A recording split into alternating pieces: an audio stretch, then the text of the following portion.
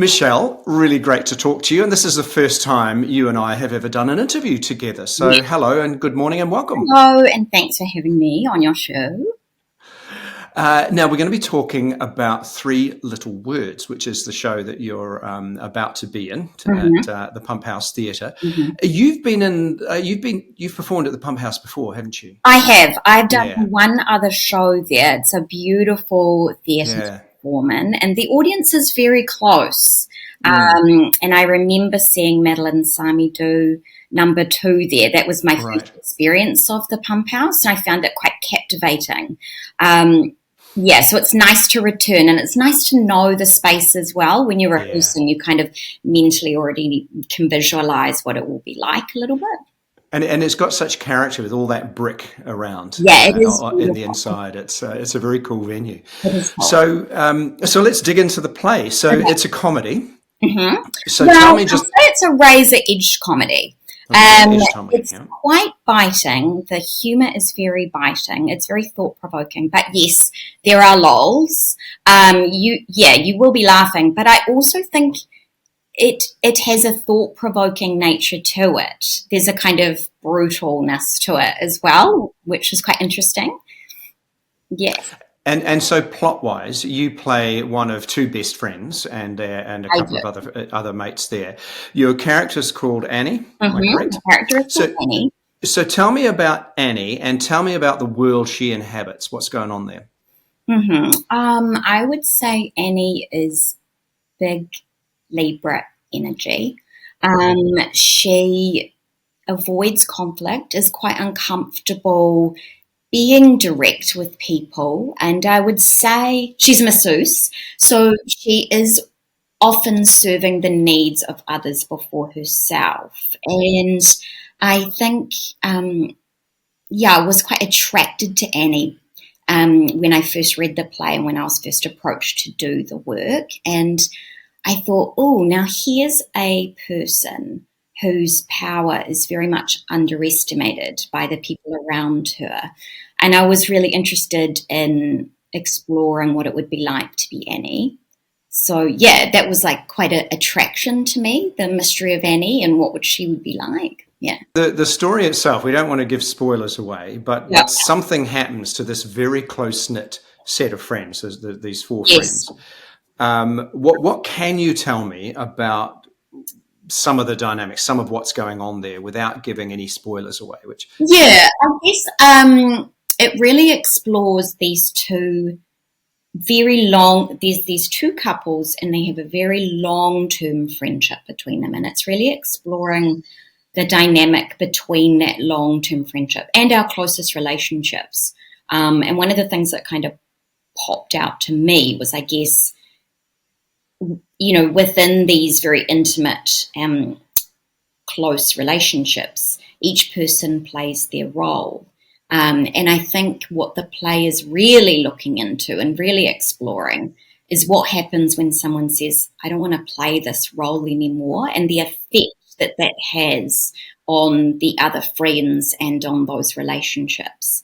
And I am inclined not to say too much plot-wise.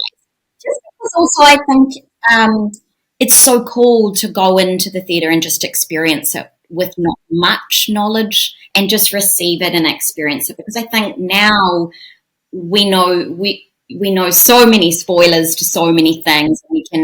I think to just come and have an experience and experience the story firsthand can be like quite magical.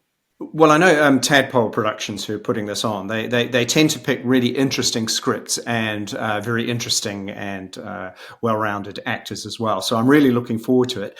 And I'm wondering, working with Simon Price, because I think this is his 4th production for Tadpole that he's directing. How are you finding working with him? What's he like as a director? I really like Simon's directorial style. I'd never worked with him before.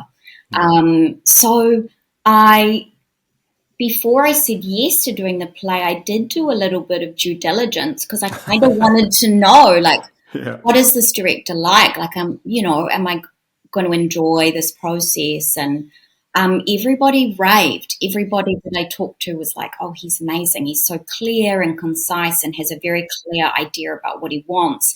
And I think with so much acting experience of his own, he knows how to communicate to actors very clearly, which is really a gift in a director, to be able to give very concise and specific notes and direction, and he works very quickly, which actually works really well for me as well, which is cool. It's been a really great process so far.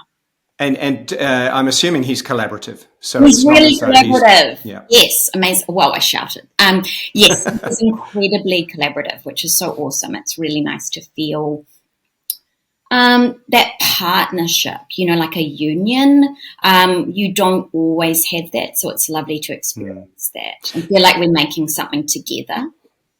And great castmates too. And I recognise Anna Julienne. I think she was in First Ladies some time back for Auckland Theatre Company. Yes, so Anna Julienne in it, Sam Bunkle and Jackie Drew, who I all knew, but this is my first time working with. Right.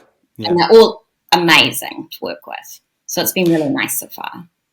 So you've done television, you've done film and theatre. Is there a favourite amongst that, or are they all just great and different ways of selling your craft, I suppose? You've absolutely answered it. Oh, well, interview over. Yeah. No, I do love them all for their different for different reasons, but yeah, you've absolutely hit it on the head that, acting is acting. And for me, it doesn't matter the medium. It's still the same art form. It's still the same arts practice and a chance to do what I love. So for me, it doesn't really matter the form. This is possibly an unfair question because, you've done a lot, as many people ask this question of. Have you had a favourite moment? Moment? Yeah, or a role, or Oh man. Not moment as in your entire life, but in terms of performance. I loved working with Rob Sarkis on Consent, the Louise Nicholas Story. Yes, that was a big role for you. Yeah, and I had really been wanting to do something like that. I had really wanted it. Just the opportunity to develop a character, and that was amazing too. Just the experience of even, meeting someone that you're going to play. I've never really had that experience before. So meeting Louise Nicholas and talking. And what was that like when you met her? Yeah, she's awesome. So it was a great experience for me. I really enjoyed it. And it was so informing. But one of the things that Rob and I talked about a lot with that was this was never going to be an impersonation. It was always going to be my own kind of interpretation and my own creation of who my Louise was. It was so it was really freeing in that way. But just the level of kind of how juicy that was for me, that was very satisfying. And I found that really highly rewarding. Is there anything we don't know about you? Anything that people might find interesting? Any little secret? I'm not asking for anything salacious unless you want to offer it. But is there anything what? Salacious? No. It doesn't have to be unless you want to offer it. Yeah, just something we may not know. If there's nothing there, that's fine. We can move on. Do you mean like a deep fear? You want to know like anything, a weird phobia? Well, if you've got one you wish to share, then I certainly do. Okay. And I would say I have an absolutely irrational fear of praying mantises. Oh, wow. It's like I can't handle them. Like even a picture of them. Is that right? So, what is it you think it is? Are they? Doesn't it all come back to childhood? I have an older brother, and so I definitely think it came from him. I think just realizing that I did have, and so it sort of snowballed from there. Would he throw them at you, or yeah? Stop. I'm sorry. Okay, we can move on. Talking about that. Yes, Brokenwood Mysteries. But yeah, Okay. I still can't quite handle it. Like if there is a praying mantis on the door, wow. I'm just not going home until it's gone. So yeah, it's quite Fair a lot. enough. Yeah. I do deal with it.